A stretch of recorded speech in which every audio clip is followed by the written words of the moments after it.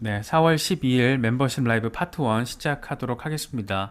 먼저 홍콩 상황에 대해서 조금 짚어봐야 될 것 같아요. 요즘에 하루 멀다 하고 계속해서 이 홍콩과 관련된 크립토 친화적인 정책 상황들이 계속해서 이야기들이 나오고 있습니다. 거의 뭐 이 정도면 이 내러티브를 만들기 위해서 아주 그냥 홍콩 정부가 난리를 치고 있구나. 뭐 이 정도로도 바라볼 수 있을 것 같은데, 일단 오늘 나온 소식은 홍콩에서 웹3 협회가 출범했다. 뭐 이런 소식이 전해졌습니다. 사실 뭐 협회가 출범했다고 해서 저는 그냥 뭐 민간 협회 뭐 하나 등장한 게 출범한 게 뭐 그렇게 대순가 이 생각을 얼핏 했었는데, 이게 내용을 보니까 그게 아니더라고요. 일단 출범 목표는 이래요.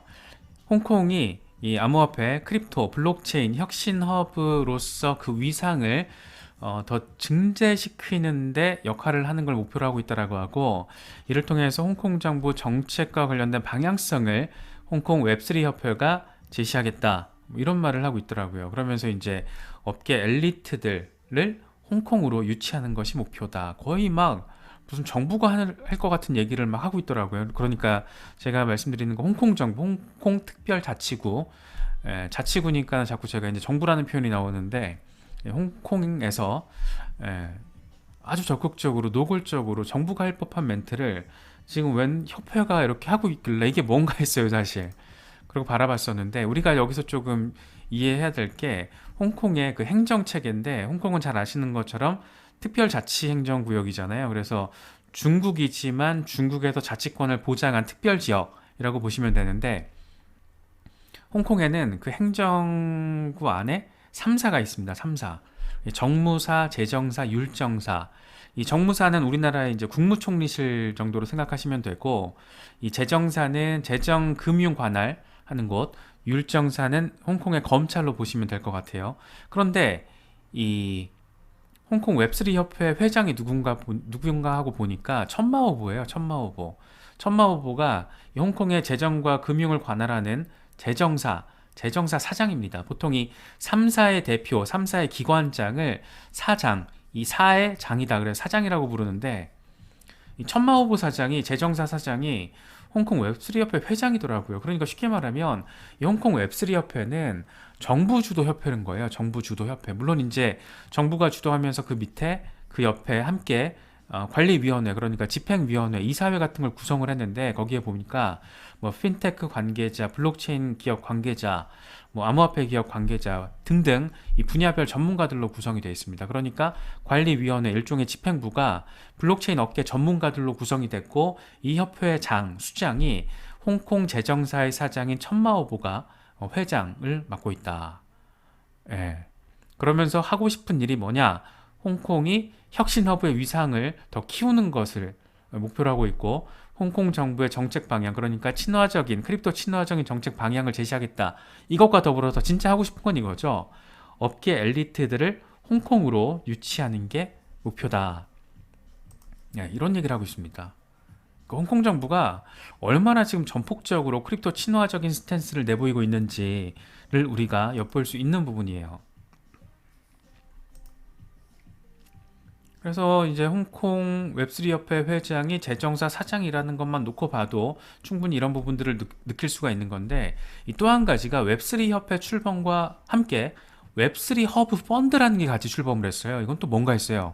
이게 뭔가 했더니 웹3 기업들 중에 이 펀드에 참여하고 싶다라고 신청을 한 곳 중에 선정을 해서 돈을 주겠다라는 겁니다. 쉽게 말하면. 그러니까 웹3 기업을 육성하고 홍콩으로 유치하기 위해서 돈을 풀이겠다는 얘기를 지금 이 웹3 허브 펀드라는 굉장히 그럴싸한 펀드를 구축을 해서 출범을 시켜서 지금 크립토 관련 기업들을, 특히 얘기가 되는 기업들을 적극적으로 유치를 하겠다.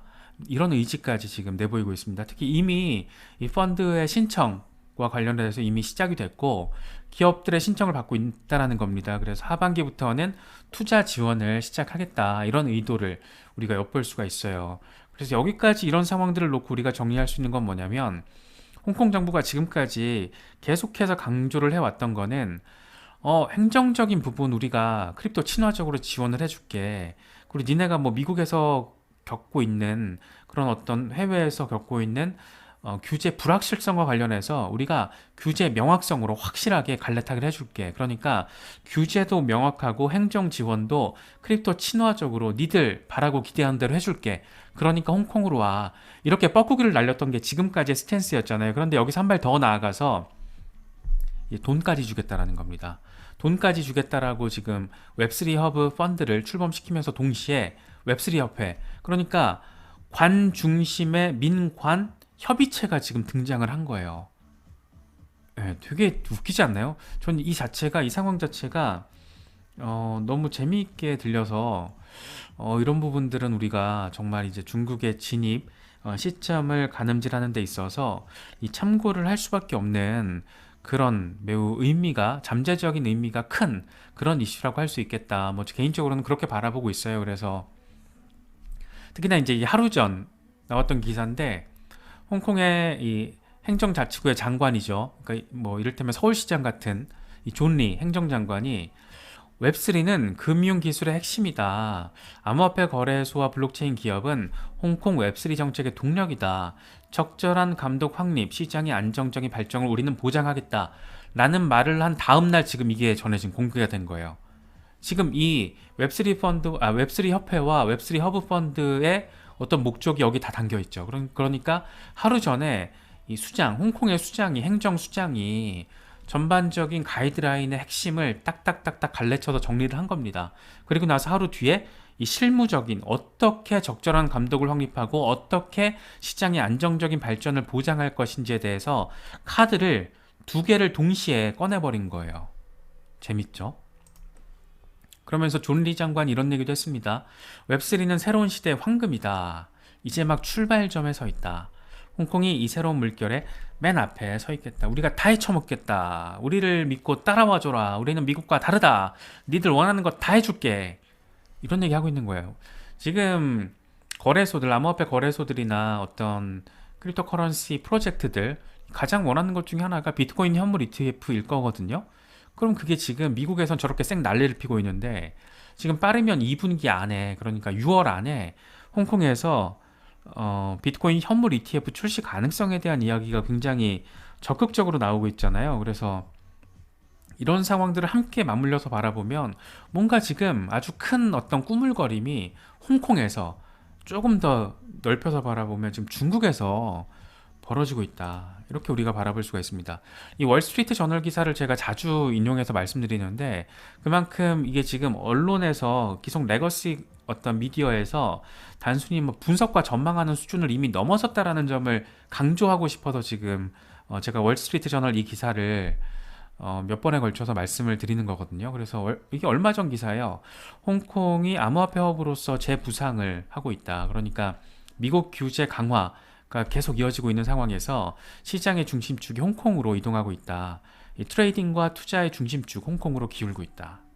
의미가 크게 지금 의미 부여를 하고 있어요, 이미.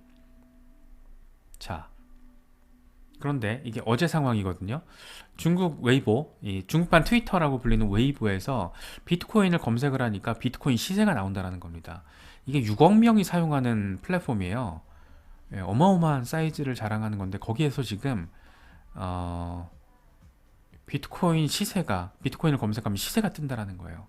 이 투자 정보인 거잖아요, 이게 지금 중국판 트위터에서. 네, 이게 어떤 의미일까? 근데 왜 하필 이런 게 벌어지고 나서 하루 뒤에 막 홍콩에서 이색 난리를 피면서 이제 막 돈까지 뿌린다는 얘기를 하고 있을까? 재정사 사장이 천마 후보가 협회 회장을 맡으면서 관 중심의 민관 어떤 협의체를 이렇게 꾸리면서까지 대놓고 얘기를 하고 있어요. 암호화폐 업계, 블록체인 업계 엘리트들을 홍콩으로 유치하는 게 목표다. 아니, 대놓고 노골적으로 일로와 커먼 베이비 하고 있는 겁니다. 네, 굉장히 웃기죠? 굉장히 지금 재미있는 상황이 글로벌하게 이렇게 펼쳐지고 있는데 특히 중국, 그 중에서 중국의 어떤 글로벌 테스팅 베드 역할을 해왔던 홍콩이 이렇게까지 적극적으로 나서고 있고 중국판 트위터 웨이보에서는 비트코인 시세가 검색이 되는 아주 희한하고 재미있는 상황, 우리로 하여금 중국 진입을 기대하게 만드는 그런 상황이 지금 펼쳐지고 있다라고 생각해 보시면 될 것 같아요. 네, 이어서 조금 리플 관련 소식도 우리가 짚어볼 건데, 카이코, 이 암호화폐 데이터 분석 기업입니다. 그런데 최근 4주 동안 XRP 가격이 40% 상승한 그 배경은 개인 투자자가 주도를 한 거다.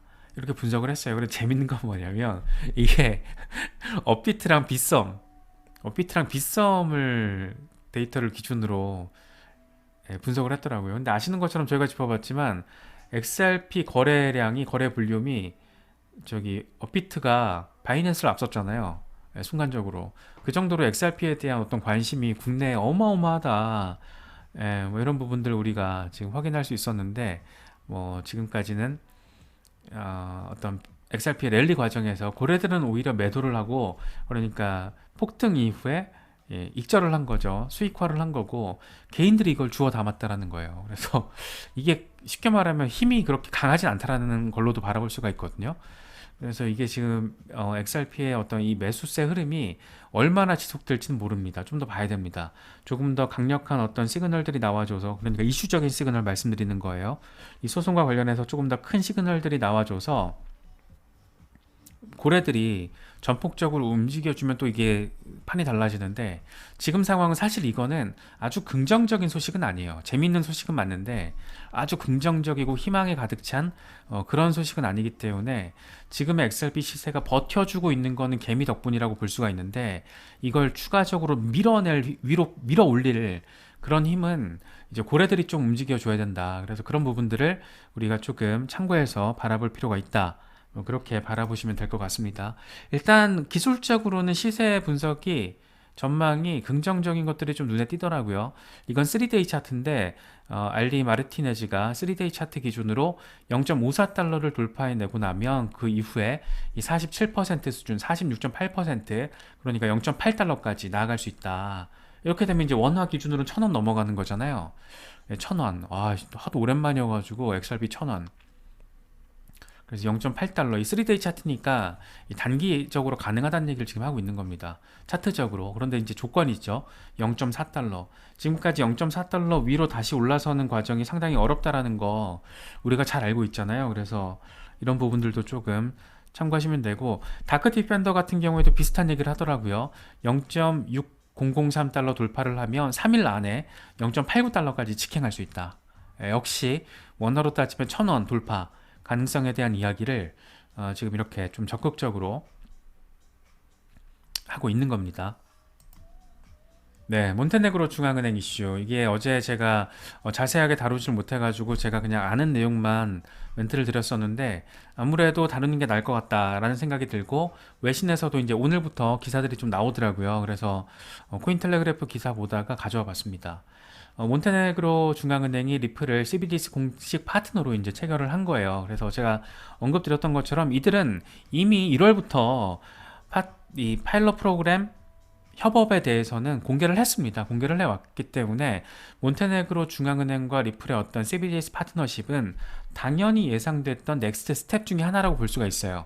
그런데 이제 재밌는 포인트는 뭐냐면 몬테네그로 중앙은행 이 발칸반도에 있는 작은 나라, 그런데 자체 통화가 없는 나라예요. 국가 통화가 없어요. 그래서 유로화 지금 쓰고 있는 나라거든요. 그래서 CBDC가 됐든 국가가 발행하는 스테이블 코인이 됐든 둘 중에 하나를 선택할 건데 그걸 지금 리플이랑 하겠다라는 거예요. 이게 지금 그 도시국가 있잖아요. 리플이랑 CBDC 협업 지금 진행하고 있는 갑자기 이름이 생각이 안 나는데 같은 모델이에요. 지금 똑같은 모델로 그러니까 중소형 국가, 후진국이라고 불리는 국가들이 리플의 어떤 혁신을 이용해서 통화 혁신을 지금 달성해 보려는 어떤 시도를 굉장히 적극적으로 하고 있다. 이렇게 바라보시면 될 것 같습니다. 이게 저번 다보스 포럼 때 화제가 됐던 사진이거든요. 몬테네그로 총리 그리고 리플 CEO 브래드 갈링하우스 만나면서 다보스 포럼에서 별도의 이 사이드라인 미팅 같은 걸 진행을 했던 거예요. 그래서 이제 다음이 리플 CBDC 파트너로 몬테네그로 중앙은행이 채택을 하겠구나. 이런 얘기들이 그때부터 나왔었죠. 뭐 그때 막 그 밈이 돌았었어요. 이거 우리나라에서 이거 참이슬 아니라고 이러면서 그게 생각나네요. 그래서 굉장히 의미 있는 혁신이 지금 리플 중심으로 진행되고 있다라는 점도 바라보시면 좋을 것 같아요. 모니카 롱 리플 신임 사장이죠. 굉장히 의미 부여를 했어요.